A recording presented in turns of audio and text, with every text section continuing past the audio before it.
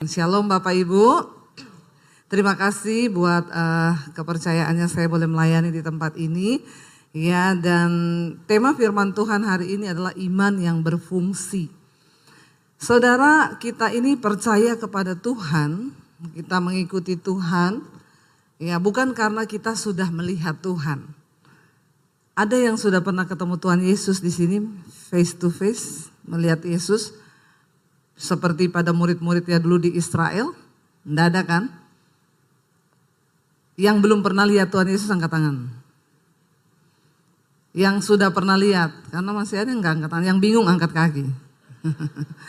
Iya, saudara, saya percaya kita hari ini percaya kepada Yesus. Bukan karena kita sudah melihat Dia. Alkitab berkata, sekalipun engkau belum pernah melihat Dia dengan mata, tapi engkau percaya kepada Dia, itu yang namanya iman. Amin.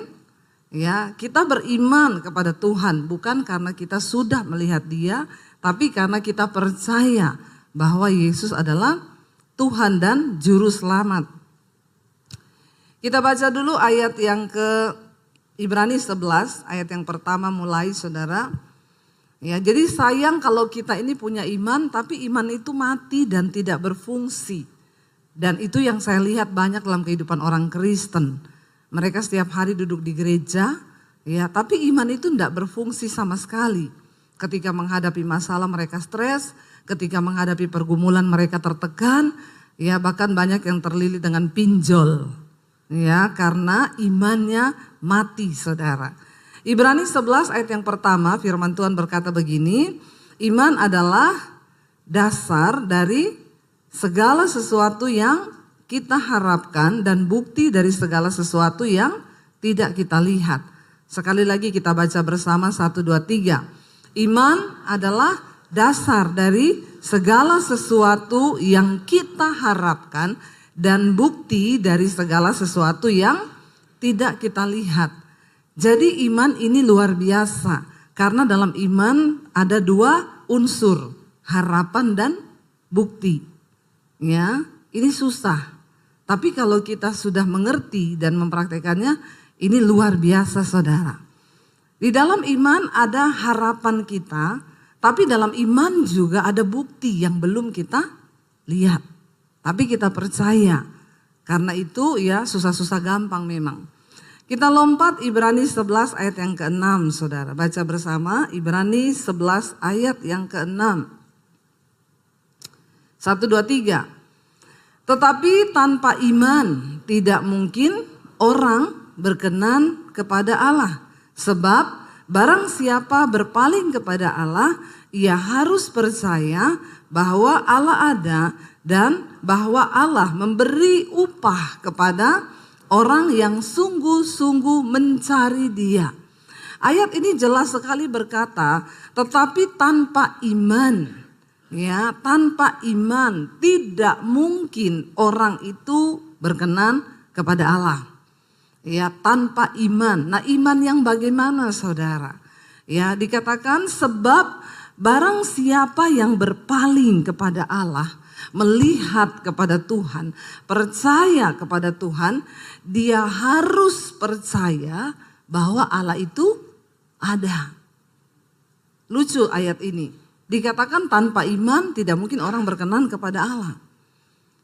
Dan barang siapa berpaling kepada Allah, ia harus percaya bahwa Allah ada. Ternyata banyak orang yang sudah berpaling kepada Tuhan, melihat kepada Tuhan, percaya kepada Yesus, tapi gak sungguh-sungguh percaya bahwa Tuhan itu ada. Karena itu saya sering mendengar dari mulut orang Kristen ketika mereka konseling, Bu, apakah Tuhan itu ada? Ya, ternyata banyak orang yang duduk di kursi gereja setiap hari Minggu, percaya, mengaku percaya Tuhan, bahkan melayani Tuhan. Ya, tapi ternyata mereka tidak sungguh-sungguh percaya bahwa Tuhan itu ada. Makanya tidak banyak yang mengalami mujizat dalam hidup mereka. Dan dikatakan di sana Allah itu memberi upah loh kepada orang yang sungguh-sungguh apa? Mencari Dia. Karena itu jangan berhenti hanya dipercaya, ya, Tapi mari kita sungguh-sungguh mencari Tuhan. Karena ada apa dikatakan upah. Ya, saudara mau nggak upah dari Tuhan? Siapa yang mau upah dari Tuhan? Ya, jemaat di sini agak tegang ya. Saya nggak tahu ini karena faktor apa ya. Jadi tapi ya saya berdoa supaya kita semua membuka hati bagi firman Tuhan, saudara ya. Dikatakan ada upah loh, ada upah bagi mereka yang sungguh-sungguh mencari Tuhan. Dan kita kalau dapat upah dari manusia seneng gak saudara? Ya seneng tentunya ya. Kita dapat upah setiap bulan kita bekerja dikasih upah. Seneng kalau sudah gajian. Nah kalau Tuhan yang kasih kita upah luar biasa gak? Luar biasa, lebih luar biasa lagi saudara. Nah kita mau belajar saudara. Di dalam Alkitab ada satu orang yang dikatakan dia itu bapak orang beriman. Yaitu siapa? Abraham.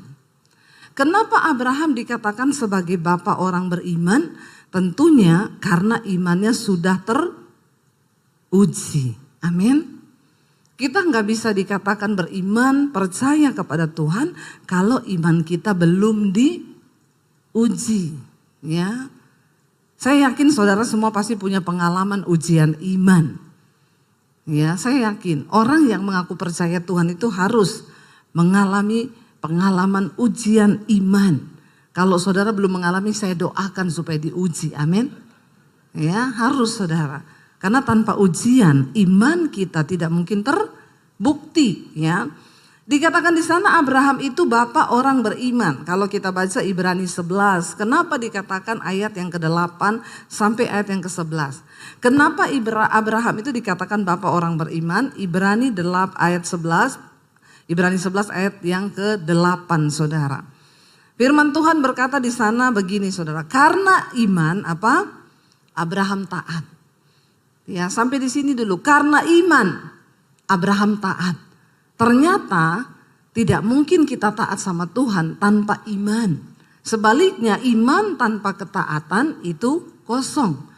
Di dalam Yakobus dikatakan engkau percaya hanya ada satu Allah saja itu baik. Tapi setan juga percaya akan hal itu. Jadi kalau iman kita hanya sampai dipercaya maka kita satu level sama. Dengar baik-baik ya.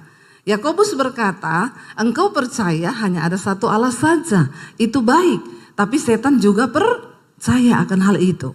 Jadi kalau level iman kita hanya sampai dipercaya, berarti kita satu level sama setan. Ya, enggak usah takut-takut bilang satu level sama, bilang kanan kirimu, jangan-jangan kamu satu level loh sama setan. Ya, kalau kamu cuma punya iman tok, percaya tok sama Tuhan. Maaf, jangan sombong. Anda duduk setiap minggu di gereja sini, ya, jangan sombong. Masih banyak orang Kristen yang satu level imannya sama setan. Karena hanya berhenti di percaya. Ya, kita percaya pada Tuhan, setan juga percaya. Jadi apa bedanya kita sama setan? Kalau kita hanya berhenti di percaya. Abraham dikatakan orang bapak orang beriman, kenapa? Karena dikatakan karena iman Abraham taat. Apa itu taat? T-A-A-T. Tidak ada alasan titik. Amin. Bilang kanan kirimu taat. Ya. Setelah kita beriman kita harus masuk ya pada yang namanya ketaatan. T-A-A-T. Tidak ada alasan titik. Nggak usah tanya. Karena iman Abraham taat. Sudah nggak ada alasan titik, percaya sama Tuhan. Ketika apa? Ia dibaca Alkitab ya. Ayat ulang lagi. Karena iman Abraham taat ketika ia dipanggil untuk berangkat ke negeri yang akan diterimanya menjadi milik pusakanya. Lalu ia berangkat dengan tidak mengetahui tempat yang ia tuju. Saya mau tanya, negeri itu sudah diterima belum? Ya, sudah dilihat belum? Tetapi Abraham taat. Kalau Abraham tidak berangkat, dia lihat nggak negeri itu? Nah, kalau dia meragukan Tuhan dan tidak percaya ketika disuruh berangkat, karena mungkin dia takut, karena memang belum dilihat, ya, lalu dia memutuskan untuk tidak berangkat. Kira-kira Abraham melihat nggak negeri yang luar biasa itu? Nah, di sini saudara, banyak orang Kristen tidak pernah melihat janji Tuhan. Karena mereka tidak berani taat. Melakukan apa yang Tuhan suruh. Jangan berhenti. Tetapi masuk di dalam ketaatan. Zaman Abraham dipanggil ini saudara, belum ada Google Map. Ya, belum ada peta. Jadi Tuhan tidak kasih tahu kemana. Kalau ada peta, ada Google Map, enak. Nanti saya Sherlock ya kata Tuhan. Ya, kamu tinggal ikuti aja. 500 meter belok kiri.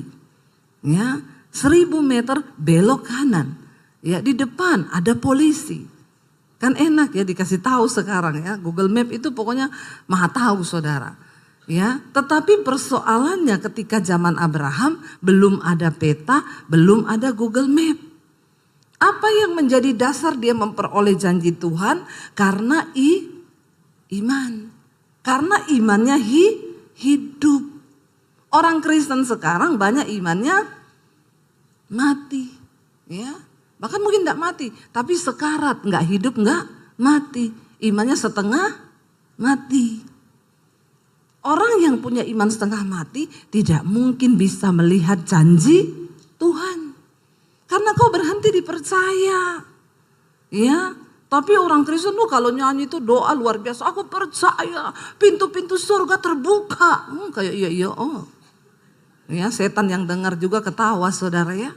Maaf aja ya, lu aja nggak taat sama Tuhan. Kok bisa berdoa begitu? Saya suka ketawa kalau dengar orang Kristen tuh doa kayak iya oh. Ya, setan bilang kok kayak iya oh. Ya, doanya itu aku berdoa tingkap-tingkap langit dicurahkan. Aku percaya terobosan dalam bisnisku, terobosan dalam keuanganku. Setan bilang, "Pret,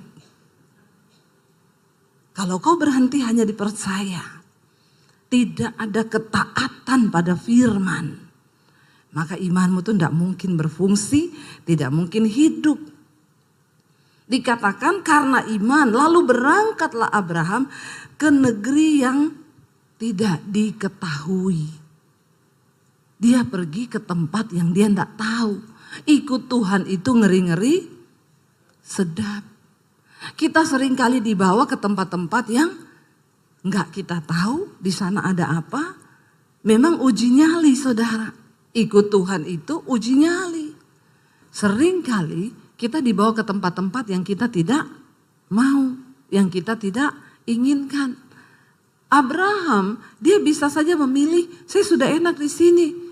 Ya, di rumah keluargaku, aku tinggal terusin usaha bapakku, ya, tinggal terima warisan, udah beres semua. Tapi Tuhan itu tidak seperti itu.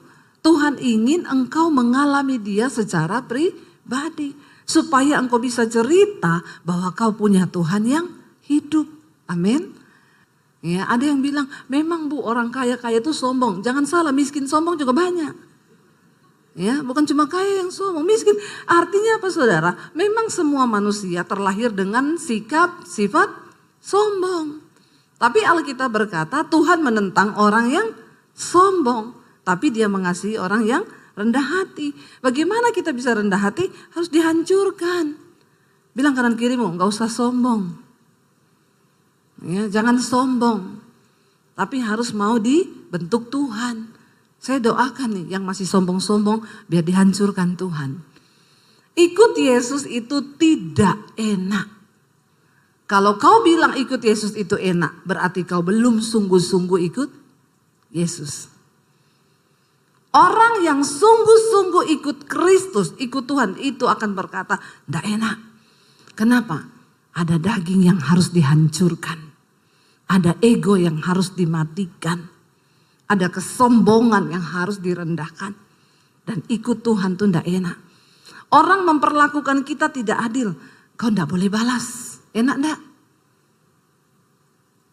pengennya balas. Kalau bisa 7 kali lebih. Tapi Tuhan bilang enggak boleh. Ya, kalahkan kejahatan dengan kebaikan. Itu enggak enak saudara. Siapa bilang enak? Ya, jangan mengutuk orang yang membenci dan menganiaya kamu. Tapi berdoa, mintalah berkat bagi orang itu. Enak enggak? Ya, ada yang bilang enak, pret. Enggak enak. Siapa bilang enak? Saya mau tanya, siapa yang sudah pernah melakukan berdoa bagi musuhnya yang paling engkau jengkel dan engkau bilang Tuhan berkati dia. Tolong angkat tangan. Yang sudah pernah melakukan itu, ambil sepeda di bawah. Enggak tahu sepedanya siapa, ambil aja. Ya. Berat saudara, berat. Dan banyak orang Kristen yang tidak mampu melakukan hal itu. Dia berdoa sih buat musuhnya. Tuhan, aku berdoa kalau kau yang balas, pasti lebih hebat. Ya Pak ya? Ya, doa sih doa. Kau berdoa buat musuhmu, iya saya doakan terus musuh saya. Doanya apa? Aku ndak bisa balas Tuhan. Tapi kalau Tuhan yang balas, lebih parah.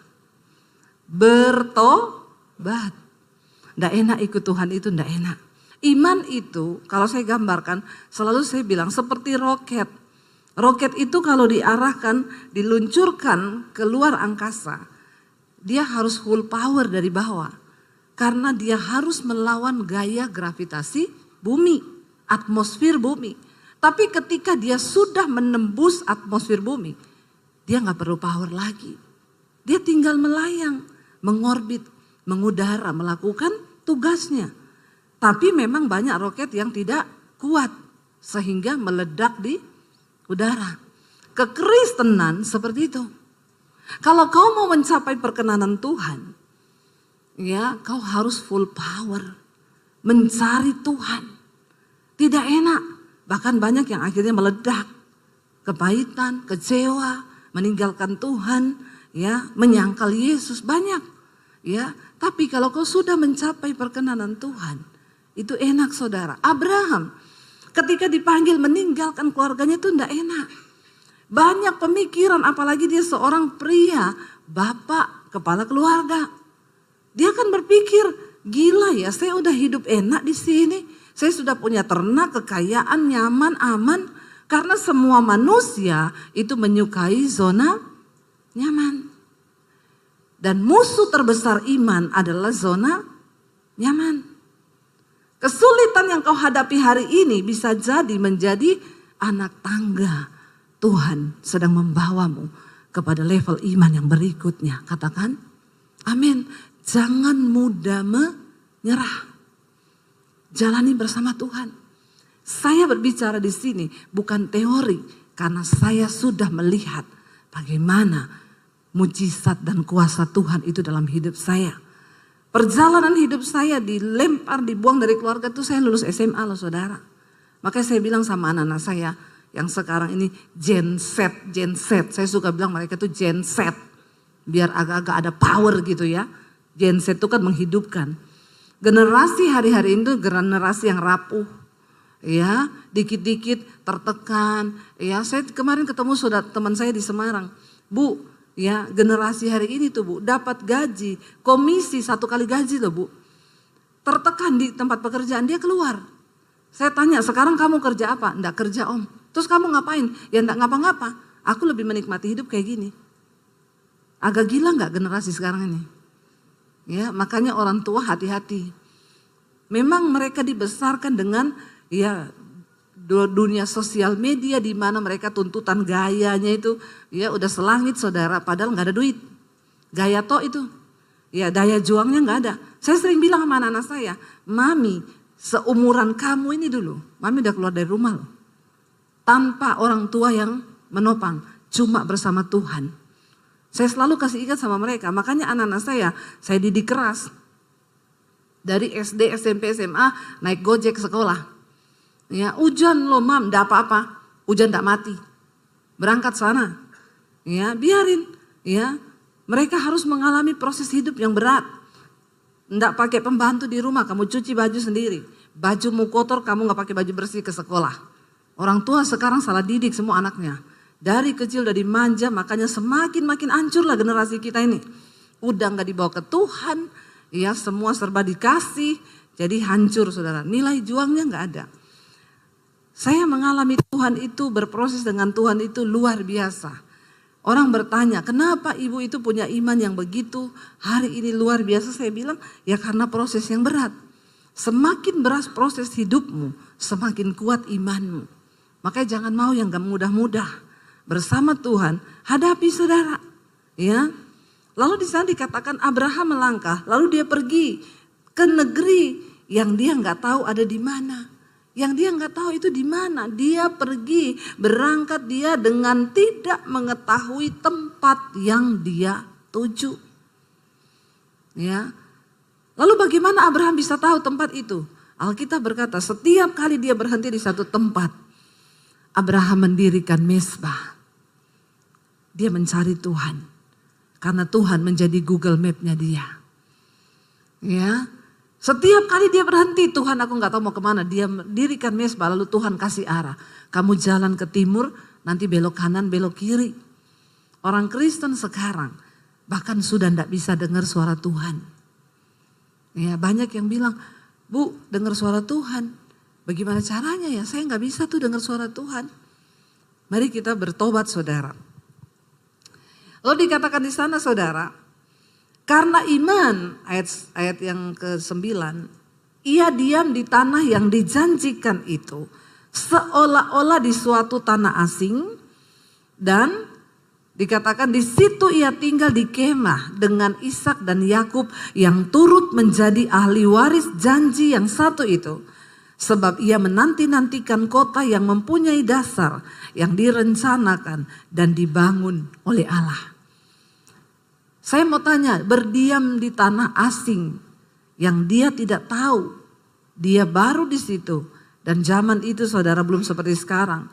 Tanah asing itu benar-benar ya tidak ada apa-apanya. Kira-kira enak gak saudara? Nggak enak. Tapi orang Kristen sekarang suka cari yang enak. Tuhan suka bekerja dengan yang tidak enak. Daging ini adalah musuh terbesar dari iman. Sebab daging ini gak mau diproses. Tapi Tuhan cara kerjanya proses daging. Gak bisa kita berkenan saudara kalau masih ada daging. Dikatakan dengan iman juga Abraham diam di tanah yang dijanjikan itu seolah-olah di satu tanah asing. Itu gak enak. Pasti dia pengen pulang terus. Ya, tetapi dia percaya bahwa Tuhan sudah merencanakan satu kota yang akan dibangun oleh Allah sendiri. Percayalah saudara, dalam setiap hidup kita, Tuhan itu punya rencana yang besar. Dia ingin bangun rencananya atas hidupmu. Dia ingin bangun rencananya atas pekerjaanmu. Dia ingin bangun rencananya atas pelayananmu.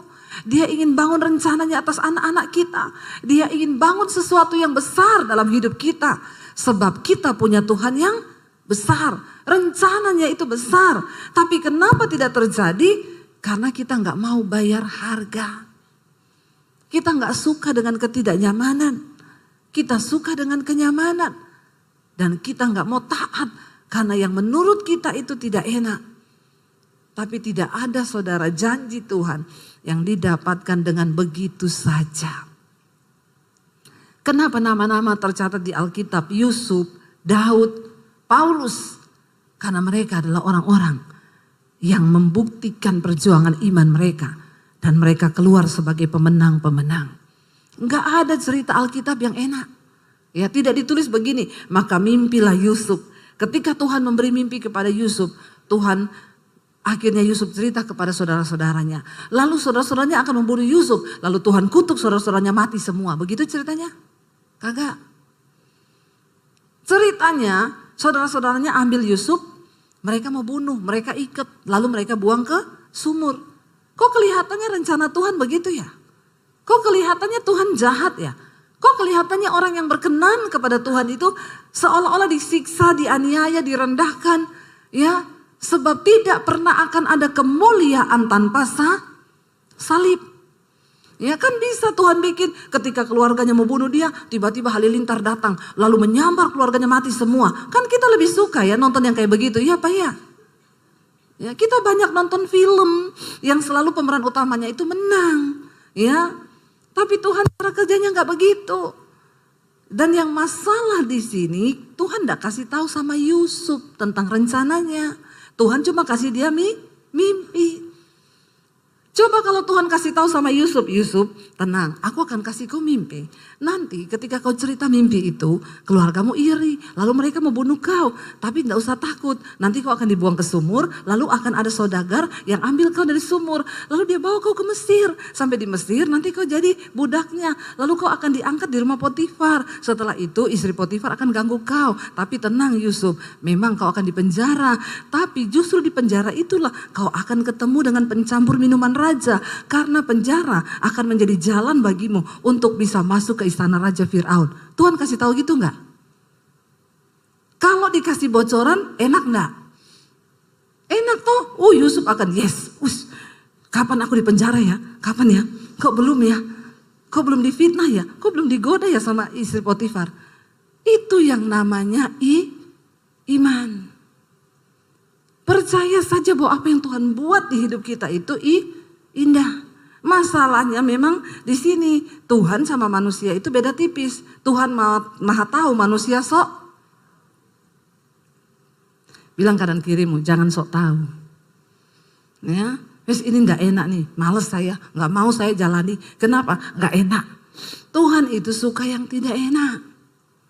Ya, Tuhan nggak kasih tahu sama Yusuf. Tuhan gak kasih tahu sama Daud ketika dia mau dibunuh sama Saul. Tuhan gak kasih tahu endingnya. Tapi orang-orang ini tercatat namanya di Alkitab. Karena dengan iman mereka percaya bahwa rancangan Tuhan tidak pernah gagal. Dengan iman mereka percaya bahwa rancangan Tuhan tidak pernah salah. Sekalipun berurai air mata, sekalipun berat, sekalipun sakit, ada daging yang terkoyak, ada ego yang dihancurkan, itu tujuan Tuhan. Kenapa masalah diizinkan terjadi? Supaya kau benar-benar menyerah dan pasrah kepada Tuhan. Tuhan gak kasih tahu Abraham endingnya bakal seperti apa. Ya, tetapi Abraham percaya ada satu kota yang akan dibangun oleh Allah. Dan itu masuk dalam rencana Tuhan atas kehidupannya saudara. Percayalah apa yang kau hadapi hari ini itu ada rencana Tuhan yang indah saudara. Ya dikatakan di sana ayat yang ke-11, coba kita baca Ibrani 11 ayat 11. Karena iman, ia juga dan Sarah beroleh kekuatan untuk menurunkan anak cucu walaupun usianya sudah lewat. Karena ia menganggap dia yang memberikan janji itu setia. Secara manusia Abraham sudah tua, istrinya sudah menopause, tidak mungkin bisa punya anak. Tapi satu hal yang mereka percaya, bahwa Tuhan yang berjanji itu adalah Tuhan yang setia. Saudara, saya mau tutup dengan kesaksian. Saya dikasih dalam Lukas pasal yang ke-7, Yesus berkata begini, di hari-hari yang terakhir tuaian memang banyak, tapi pekerja itu sedikit. Karena itu mintalah kepada Tuhan yang mempunyai tuaian itu supaya dia kirim pekerja. Dari situ ketika Tuhan jawab saya, Tuhan bilang, kamu tidak boleh buka gereja. Kamu persiapkan para penuai di hari-hari terakhir ini. Saya tanya sama Tuhan, maksudnya Tuhan apa? Buka sekolah misi. Kamu harus bangun sekolah misi. Sekolahin gratis orang-orang yang gak mampu untuk jadi hamba Tuhan. Saya bilang Tuhan, saya ini bukan orang kaya. Saya ini bukan orang pinter. Saya nggak punya titel STH, MTH, HHH, banyak begitu. Kenapa Tuhan suruh saya? Tuhan bilang aku nggak cari orang pinter, aku nggak cari orang kaya. Tapi aku cari orang yang punya iman. Karena hanya dengan iman semua proyekku di bumi ini akan terjadi. Lalu kami diberkati Tuhan, saya sisihkan sebagian berkat untuk cari tanah. Saya dan suami kalau pelayanan ke Surabaya kami naik mobil. Kami cari tanah di daerah Tawangmangu, saya cari daerah dingin ya supaya dekat gunung, dekat Tuhan lah ya. Kalau sekolah Alkitab di kota itu dekat mall. Nanti hamba Tuhannya jadi hedon. Ya, bukan dekat Tuhan. Kalau dekat gunung dia bangun pagi lihat gunung, lihat Tuhan gitu kan. Akhirnya saudara, kami cari di daerah Karanganyar, Tawangmangu sana. Ada yang izinnya dapat tapi harganya mahal. Ada yang harganya dapat, izinnya nggak dapat.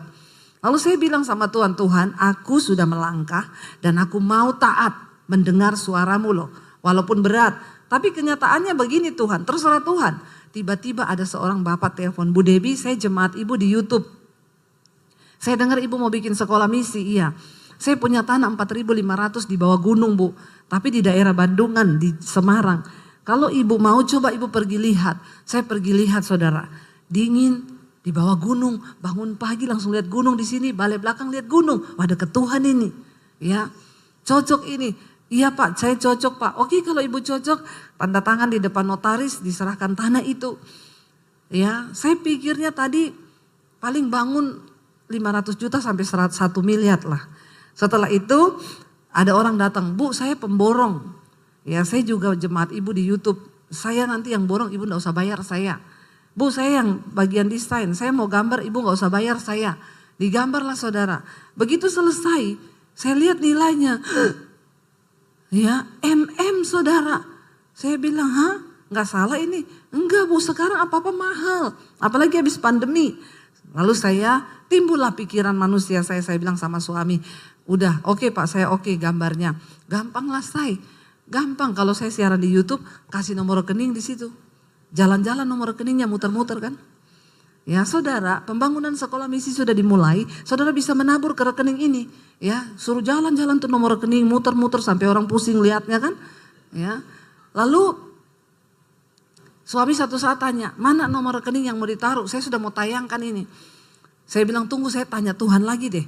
Waktu saya berdoa Tuhan bilang, silakan kamu taruh nomor rekening itu di layar YouTube, tapi aku ndak ikut. Karena kamu sudah seperti Daud yang mencoba menghitung kekuatannya. Mencoba menghitung pasukannya. Padahal Daud tahu dia menang bukan karena kekuatan pasukannya. Tapi karena aku, tangan Tuhan. Kalau kamu taruh nomor itu di YouTube, mungkin kamu dapat sejumlah uang yang kamu butuhkan. Tapi aku gak ada di dalamnya. Saya bilang sama suami saya, gak usah taruh nomor rekening, gak usah. Karena kita sudah komitmen dari dulu tidak bakal taruh nomor rekening di layar YouTube sampai hari ini. Saya bilang kalau kita taruh Tuhan tidak ikut, buat apa kita bangun gedung besar kalau Tuhan gak ada di dalamnya. Sekarang banyak orang bangun gedung besar tapi gak ada Tuhan. Karena bukan kehendak Tuhan tapi kehendaknya sendiri. Lalu saudara saya bilang sama suami tidak usah. Lalu kami mulai berjalan. Saudara tahu pembangunan pertama. Pemborong bilang, Bu tanggal sekian kita peletakan batu pertama, ibu bisa datang, tolong bawa uang pertama 400 juta saja dulu Bu. Oke, saya bilang sama suami, di tangan saya ada uang cash 150 juta, nanti kalau mau pergi kita mampir di rekening, kita ambil di bank, kurang 250 juta. Saudara, 2 hari sebelum ke Bandungan, Semarang, ada ibu telepon saya, Bu Debbie saya boleh main ke rumah ibu enggak? Kenapa? Saya mau antar es krim buat ibu. Oh iya, ya udah kalau mau ngantar es krim saya kasih alamat, dia datang bawa es krim. Bu ini es krim buatan saya, enak banget ibu coba, kalau mau minta lagi nanti saya kasih. Saya bikinin. Bu ini ada berkat, saya disuruh Tuhan gak tahu. Pokoknya Tuhan suruh saya datang ke ibu 50 juta Tuhan suruh saya kasih ke ibu. Oh iya terima kasih Bu, kami gak pernah ngomong ke siapapun, kami gak ngomong, cuma Tuhan yang tahu. Akhirnya saya bilang berarti kita tinggal ambil 200 juta besok aja kalau mau berangkat. Sehari sebelum kami ke Semarang ada orang telepon, Bu saya dari Kanada. Saya disuruh Tuhan ketemu ibu. Saya mau ketemu ibu. Nggak bisa Pak, saya nggak ada waktu, besok saya harus berangkat ke Semarang, ke Bandungan.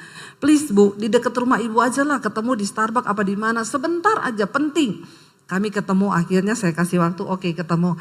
Waktu ketemu dia ngobrol banyak, dia diberkati lewat channel YouTube saya, dipulihkan. Bu sudah 3 bulan ini saya tahan.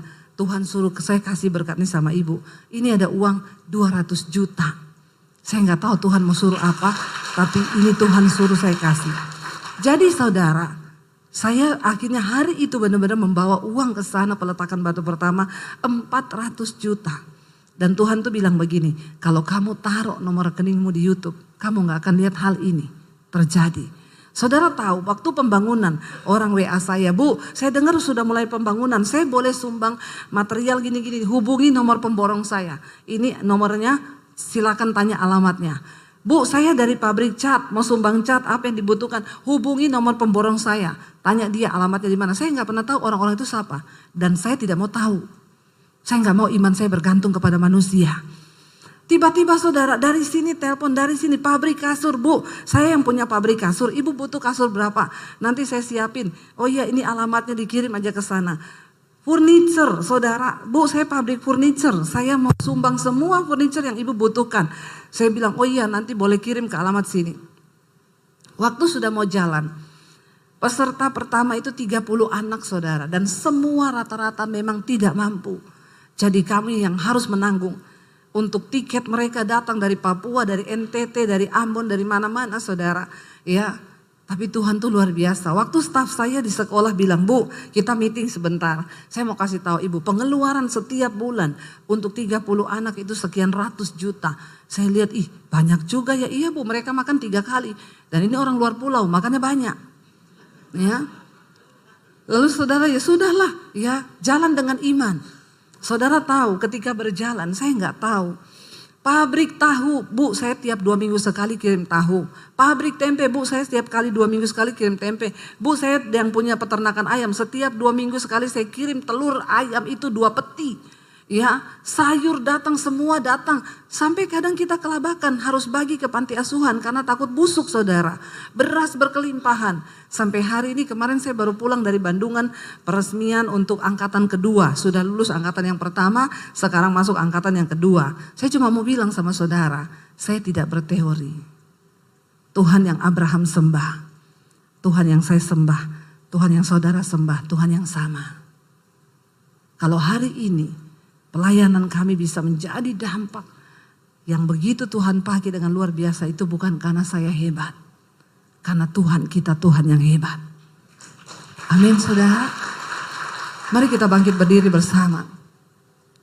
Mari katakan di hadapan Tuhan, aku punya Tuhan yang besar. Asal imanmu bersepakat dengan Dia, maka Dia sanggup melakukan segala perkara saudara. Ayo, di akhir zaman ini belum terlambat.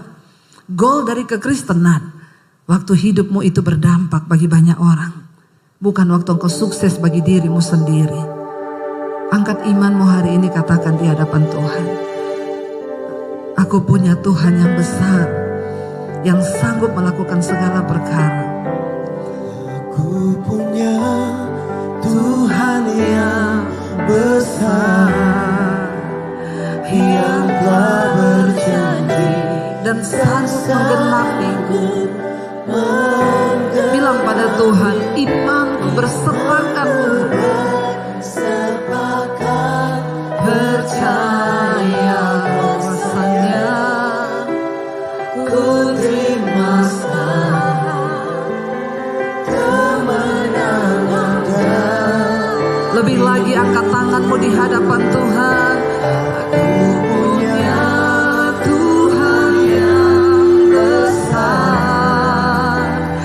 Yang telah berjanji dan sanggup menggenapi, imanku bersepakat, percaya kuasanya, ku terima sekarang kemenangan yang dari Tuhan. Mari lebih lagi katakan di hadapan Tuhan, aku punya Tuhan yang besar, ya. Pandang kepada Tuhan saudara. Katakan, engkau telah berjanji Tuhan. Yes, amin. Dan sanggup menggenapi, imanku bersepakat, percaya kuasanya, ku terima sekarang kemenangan darimu. Mari tutup matamu dalam hadirat Tuhan. Tidak ada pergumulan yang terlalu sulit bagi Tuhan. Tidak ada tantangan yang terlalu berat bagi Tuhan. Hanya seringkali imanmu itu mati saudara. Hari ini Tuhan mau bangkitkan imanmu, hidupkan imanmu, sebab kita punya Tuhan yang besar. Tuhan yang berjanji kepada Abraham, yang memanggil Abraham dan memberikan dia sebuah kota yang dibangun oleh Allah. Itu Tuhan yang sama, yang mengerjakan di dalam hidup saya, dalam hidup saudara. Hari ini katakan, ampuni kami Tuhan, kalau selama ini iman kami mati, iman kami tidak berfungsi. Hari ini kami mau hidupkan iman kami. Pakai kami Tuhan menjadi alat-Mu untuk hidup kami berdampak di hari-hari terakhir ini. Di tengah kesempatan hidup yang Tuhan beri bagi kami, biar kami boleh berdampak bagi banyak orang, bagi keluarga, bagi kota, bahkan bagi bangsa ini, bahkan sampai bangsa-bangsa. Sebab Tuhan yang kami sembah, Tuhan yang besar, Tuhan yang melakukan segala perkara besar di hidup kami. Hari ini bangkitkan iman-Mu saudara. Terima kasih Bapa, anak cucu kami dipelihara Tuhan. Kami dan seisi rumah kami diselamatkan Tuhan. Tidak ada satupun yang tertinggal. Itu doa kami Bapa. Mari angkat tanganmu di hadapan Tuhan saudara. Karena itu terimalah kiranya berkat, rahmat, anugerah dari Allah Bapa, cinta kasih Tuhan Yesus Kristus, penyertaan Allah Roh Kudus akan menyertai hidup saudara mulai hari ini, bahkan sampai kali yang kedua. Tuhan Yesus datang kembali menjemput setiap kita. Nama kita tercatat di dalam kitab kehidupan. Katakan bersama, amin, amin, amin.